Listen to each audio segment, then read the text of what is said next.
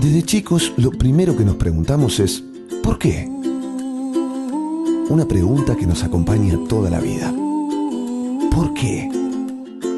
En el bar, en la calle, en el trabajo, en el subte, en el taxi. ¿Por qué? La ciudad, el país y el mundo, más allá de la coyuntura. ¿Por qué? La pregunta de siempre con la profundidad que la actualidad a veces nos hace perder de vista. ¿Por qué? Así de simple, así de profundo. Graciela Fernández Mejide se pregunta ¿por qué? En la 1110. Buenas tardes, mi nombre es Graciela Fernández Mejide y este programa se llama ¿Por qué? Es un programa de preguntas que pide respuestas para pensar la Argentina. Para ayudarnos a contestar preguntas como, por ejemplo, ¿cómo incide en la economía del país nuestro agro?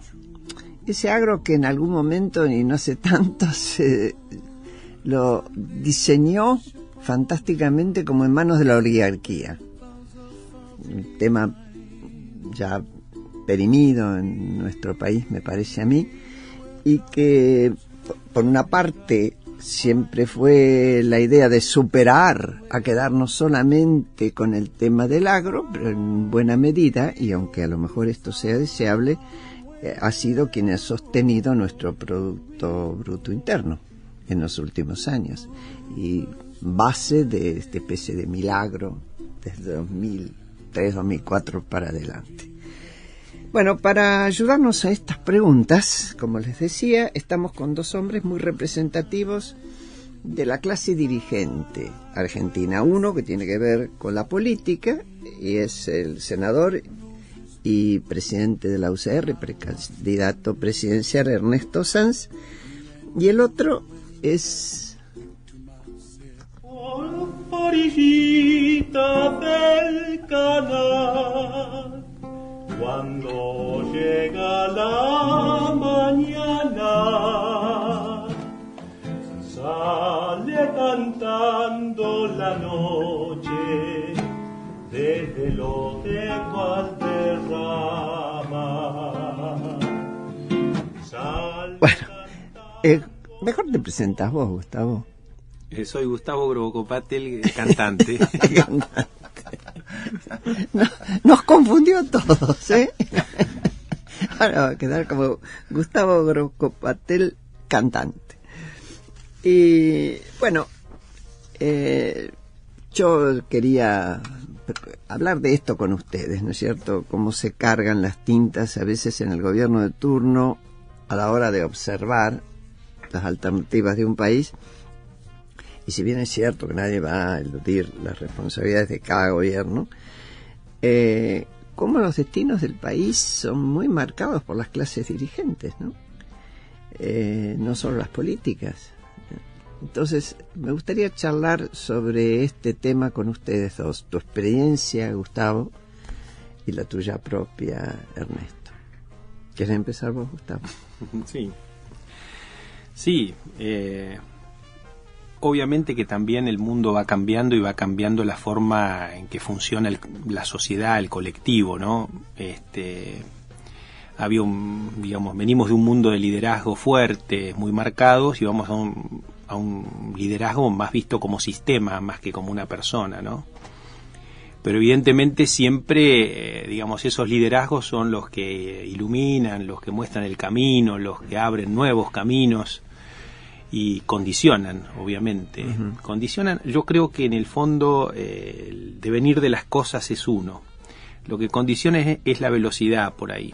Por eso hay países que tienden a progresar y a generar bienestar rápidamente, y hay otros que tienden a empobrecerse o a quedarse, que es de alguna manera también empobrecerse. Sí. Pero en la medida que uno tenga liderazgo de estos tiempos, que mi mujer siempre me dice, cuando decís esto de estos tiempos es tan ambiguo. Yo te iba a preguntar. y lo digo ¿Qué porque quiere decir? Claro, y lo digo a propósito, ambiguo, Dale. porque la verdad es que ¿quién sabe exactamente qué es lo que hay que hacer y cómo hay que hacerlo? Es muy difícil, digamos, eso hay que construirlo. Pero bueno, un liderazgo de este tiempo es un liderazgo que busca, potenciar los talentos individuales, pero al mismo tiempo a través de un colectivo que obviamente, como las cosas son tan complejas, una sola persona no las puede entender y no las puede resolver. Se necesita gente con distintas competencias, con distintas cualidades que puedan trabajar juntos. Es un liderazgo que articula, que une, es un liderazgo que atrae, es alguien que potencia a los otros, digamos, ¿no? Y que sabe aprovechar en el mejor sentido de la palabra lo mejor de los otros. Claro, de eso se trata. ¿Mm? De eso se trata. Y de las situaciones. Sí. Sí, Ernesto. ¿Cómo lo ves vos?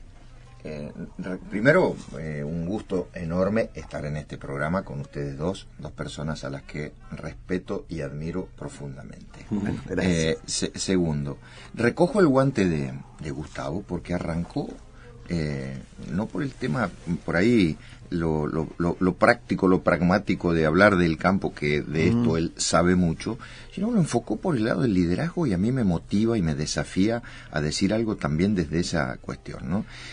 La Argentina está tan sometida al vicio estructural del presidencialismo, del mesianismo, del personalismo, que finalmente todas las políticas públicas y todas las visiones de la Argentina colectiva tienen que ver con cómo se para el líder en un momento determinado. Y en el tema del campo, como en el tema de los modelos productivos, nosotros venimos asistiendo a muchos años en donde los liderazgos, por H o por B, por distintas razones, a veces porque su preocupación o su gran objetivo, su misión era otra. Déjenme que pase el aviso de Raúl Alfonsín, que tenía un enorme desafío que era la institucionalidad de la democracia en la Argentina, pero en otros casos por provenir de lugares en donde quizás los modelos productivos de la Argentina no estaban tan arraigados, terminamos todos pagando las consecuencias de esa visión del liderazgo. Entonces esto se transforma en un tema cultural, no en un tema de política pública concreta, de gestión. Digo, si no se comprende que la Argentina es un abanico de diversidad, donde hay modelos productivos, algunos sustentados en minifundios, otros sustentados en una distribución de la tierra un poco más grande, algunos sustentados en la asociatividad, por ejemplo, cooperativas, asociaciones. Bueno, Gustavo de asociatividad puede darnos una clase. Ya estás Otros marcándole todo lo que va a tener que decir. No, pero pero finalmente, ¿qué digo? Digo que en la Argentina necesita una definición cultural de dónde nos paramos respecto al campo, a la industria, a la producción, a la generación de riqueza. La política, y en esto me hago cargo de lo que nos toca a los dirigentes políticos, está mucho más proclive siempre a pararse en estos temas desde el lado de la distribución, por supuesto, y ahí aparecen las categorías de más progresista, menos progresista, distribución con equidad, con inclusión, cuáles son las herramientas de distribución, un programa social, o educación, o empleo de calidad, bueno, todo un debate ahí. Digo, estamos más proclives a pararnos en esa vereda que en la vereda de la generación. Entonces, cuando nos hablan de generación, pareciera que uno generación tiene que... no como tiempo, sino generación como de riqueza. generar de riqueza. Generación Sí, de sí. riqueza, generación Sí, de sí. riqueza. El campo, un enorme generador de riqueza. Entonces ahí hay muchos políticos que ven esa vereda, la de la generación de riqueza, el campo, la industria, más como un objeto tributario, como un objeto recaudatorio, para luego dar rienda suelta a nuestro espíritu distributivo, que como un objeto de desarrollo. Bueno, yo por lo menos digo de dónde me paro yo.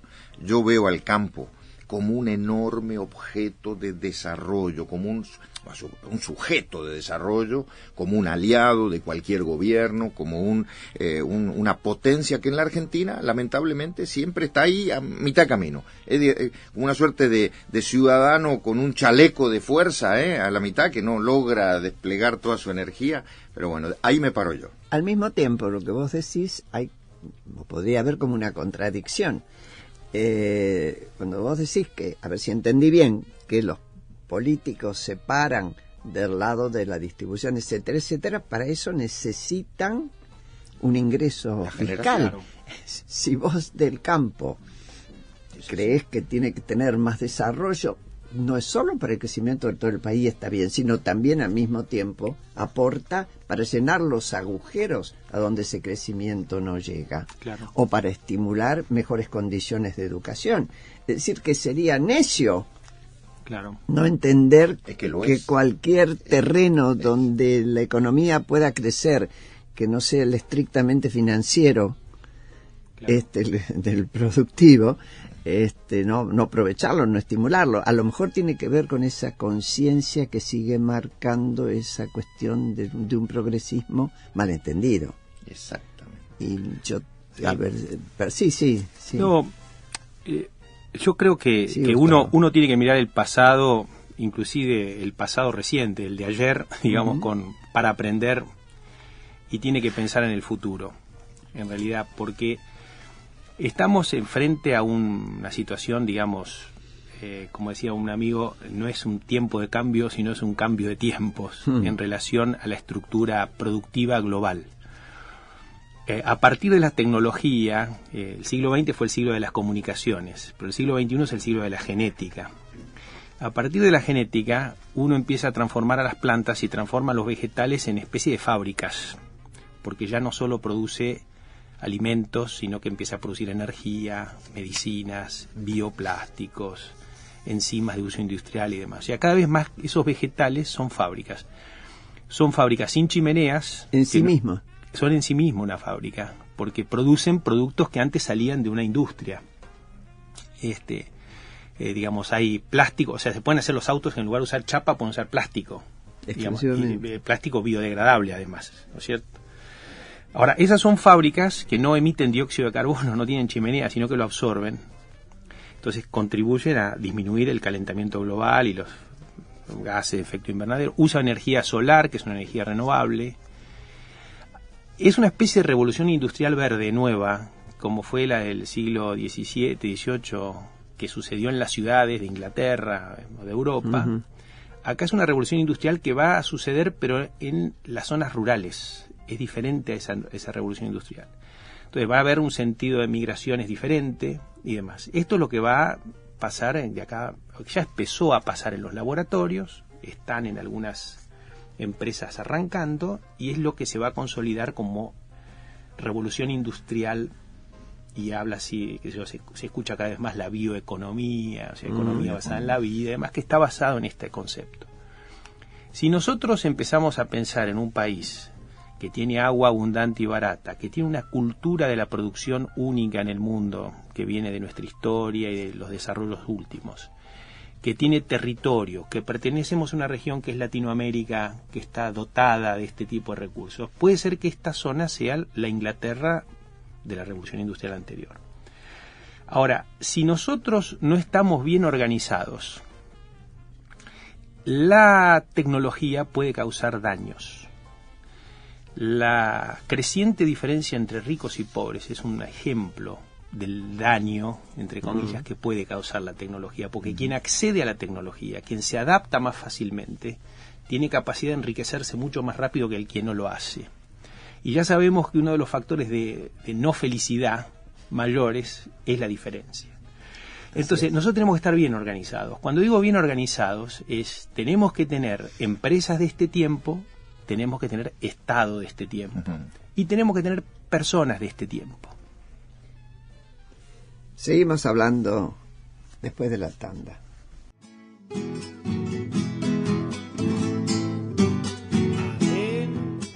Estuvimos escuchando Pampa, del trío Cruz del Sur.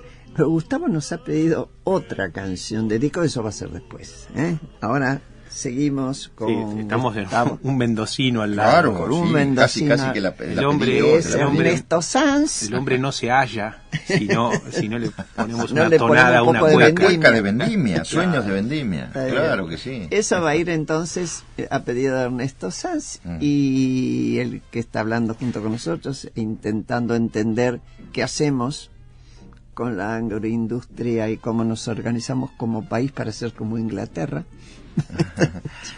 es Gustavo Grobo Copatel. Yo estaba escuchándolos atentamente, pero antes quiero recordarle a la gente que nos está que escucha en este momento que si quiere comunicarse con nosotros puede escribirnos a porqueprograma todo junto @gmail.com, y además puede vernos en el YouTube de la radio 1110 en letras. Están como siempre conmigo mi productor Pablo Marmorato y su asistente Sofía Schiff. En la operación técnica Nicolás Reynoso, gracias Nicolás, y filman Carolina Asi y Ezequiel Gilbert. Bueno, habíamos dejado, yo hoy antes de que empezara la audición y charlando un chiquito con Gustavo, le decía que quienes van a hacerse cargo del gobierno en un año y pico, me parece que tienen una ventaja sobre otros, sobre otros gobiernos. Y es que no van a tener el peso brutal de los 70, de la tragedia de los 70.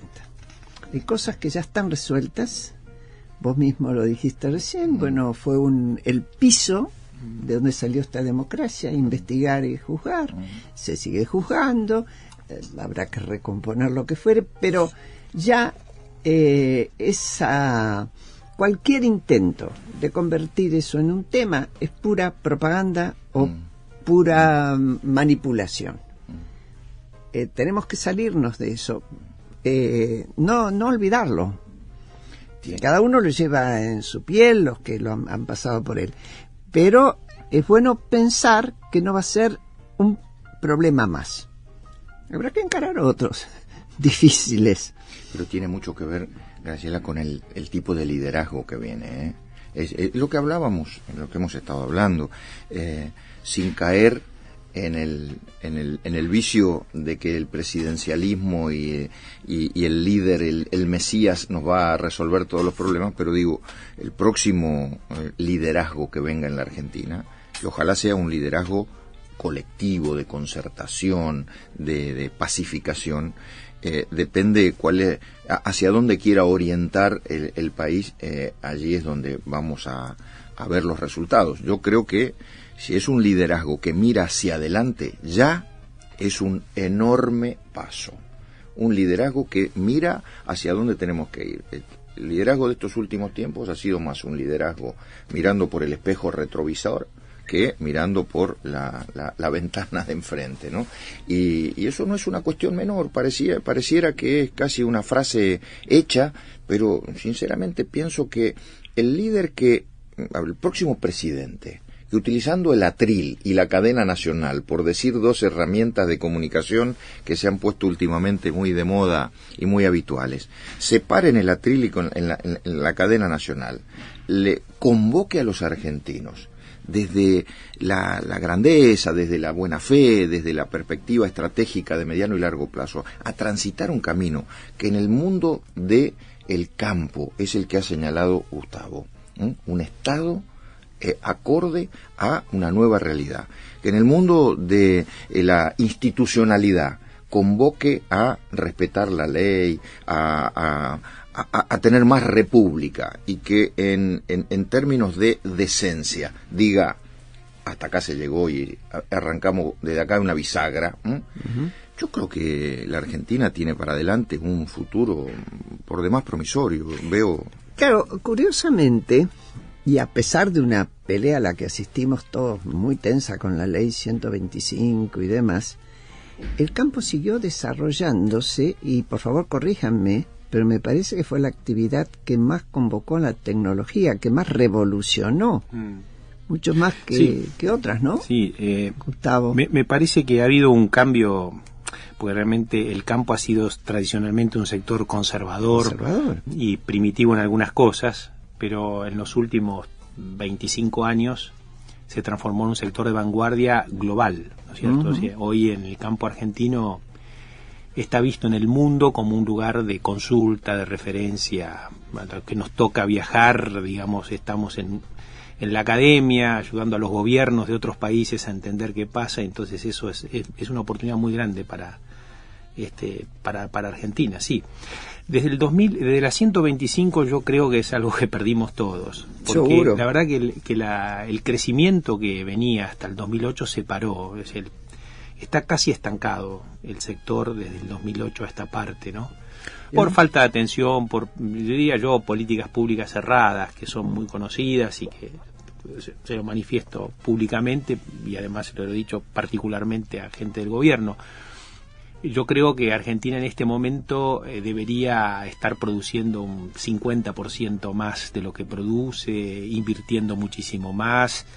Todos estos turbulencias económicas, sociales, no deberíamos haberla tenido si hubiésemos tenido tanto del sector del campo como del gobierno una actitud más inteligente y más abierta.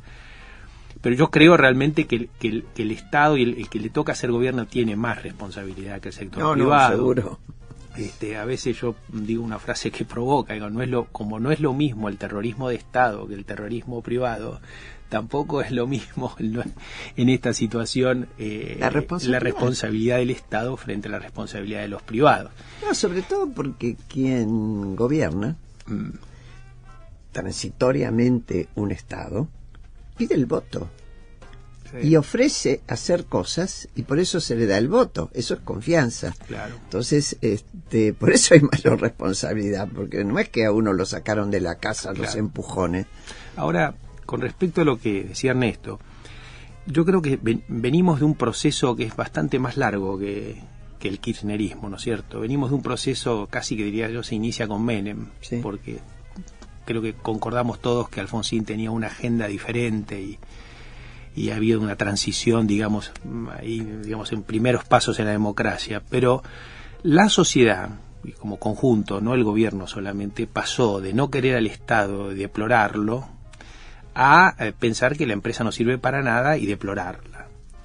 Evidentemente nosotros como sociedad tenemos que aprender de lo que pasó y empezar a pensar hacia adelante, digamos, de una manera más inteligente en ese sentido y de ver cómo de alguna manera integramos, resolvemos esas tensiones que han ocurrido.